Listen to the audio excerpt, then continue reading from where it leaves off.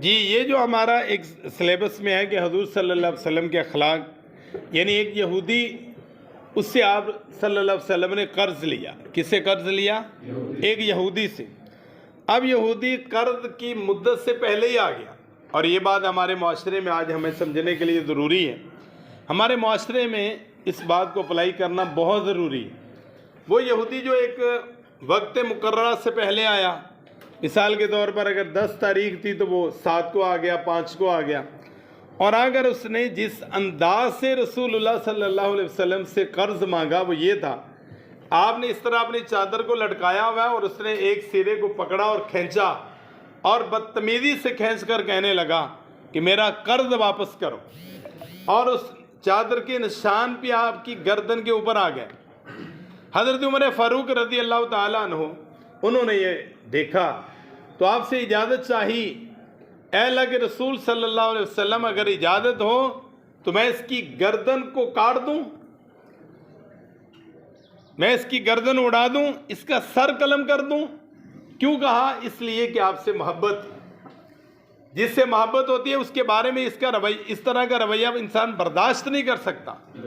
اور پھر جناب حضرت عمر فاروق رضی اللہ تعالیٰ عنہ، جن کے بارے میں رسول اللہ صلی اللہ علیہ وسلم نے فرمایا لو کان بعدی نبی لکان عمر بن الخطاب، اگر میرے بعد کوئی نبی ہوتے تو جناب حضرت عمر بن خطاب رضی اللہ تعالیٰ عنہ ہوتے۔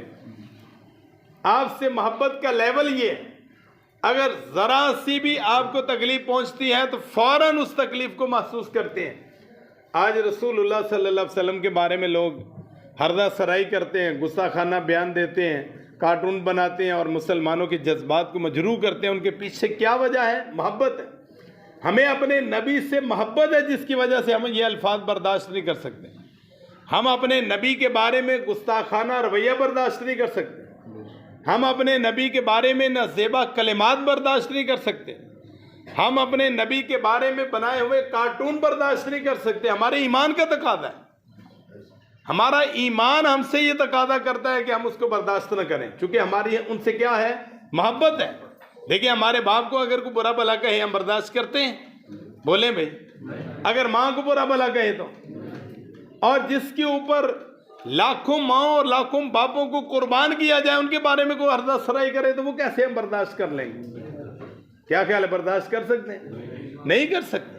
ہمارے ایمان کا تقاضا ہے۔ لیکن رسول اللہ صلی اللہ علیہ وسلم نے جو اخلاق سمجھایا ہے وہ یہ ہے جو ہمارے معاشرے میں جس کو اپلائی کرنے کی ضرورت ہے۔ آپ نے فرمایا کہ اے عمر آپ کہتے تو وہ گردن کاٹ دیتے، کیا خیال ہے؟ لیکن اس کا یہ حل، بولیں بھائی، یہ حل نہیں تھا۔ آپ نے فرمایا کہ اے عمر آپ کو چاہیے تھا، یہ اخلاق سمجھایا ہے اور اس کو ہمارے معاشرے میں اپلائی کی ضرورت۔ اب اس کو سمجھے، میں ابھی مثال دیتا ہوں آپ کو۔ آپ کو چاہیے تھا کہ آپ اس کو کہتے بھائی اس طرح قرض نہیں مانگتے جس طرح تم مانگتے ہو، اخلاق کے دائرے میں رہ کر قرض مانگیں، بدتمیزی کے ساتھ قرض کا مطالبہ نہیں کرتے، اور آپ مجھے مشورہ دیتے کہ آپ اس کا قرض واپس کریں۔ کیسی اچھی بات کی، آپ اس کو بھی سمجھاتے اور مجھے بھی مشورہ دیتے۔ اس کو اپلائی کریں ہم اپنے معاشرے میں۔ بات سیٹ ہے پولیس میں، آپ جس سیٹ پہ جا رہے ہیں آپ کے پاس کے معاملات اکثر آئیں گے۔ آپ کے پاس ایک کیس آ گیا، فریقین ہے، لڑائی ہوئی ہے۔ مثال کے طور پر عام جو لڑائی ہوتی ہے نا وہ چھوٹی سی بات پہ لڑائی ہوتی ہے۔ عموماً ہمارے معاشرے کی جو لڑائیاں ہیں نا عموماً چھوٹی سی بات ہے۔ مثال کے طور پر لڑائی ہوئی اور دو فریقین، ایک نے دوسرے کو مارا، دونوں کو پکڑ کے لے آئے، آپ کے پاس وہ فیصلہ آ گیا۔ اب آپ کی کرنے والا کام اس واقعے سے جو ہمارے سلیبس کا حصہ ہے اس سے بات یہ سمجھ میں آتی ہے، ہمارے کرنے والا کام یہ ہے کہ ہم دونوں فریقین کی بات کو سنیں اور جس نے ظلم اور زیادتی کی ہے اس کو بھی سمجھائیں، اور اس کے جواب میں جس نے دوبارہ ری ایکشن کیا اس کو بھی سمجھائیں۔ مثال کے طور پر پوچھا کس نے مارا، انویسٹیگیشن ہوئی، تفتیش ہوئی، پتہ چلا کہ اس نے گالی دی اور اس کے جواب میں اس نے اس کو پتھر مارا، سر پہ لگا، سر پھٹ گیا، ایسا ہی ہے۔ آپ اس کو سمجھائیں بھائی آپ نے گالی کیوں دی، آپ نے غلط کی ہے، آپ کو گالی نہیں دینی چاہیے تھی، یہ آپ کی غلطی، آپ کی زیادتی ہے۔ اور جس نے پتھر مارا اس کو آپ سمجھائیں بھئی گالی کا جواب یہ نہیں ہوتا، گالی کا ریئیکشن یہ نہیں ہوتا.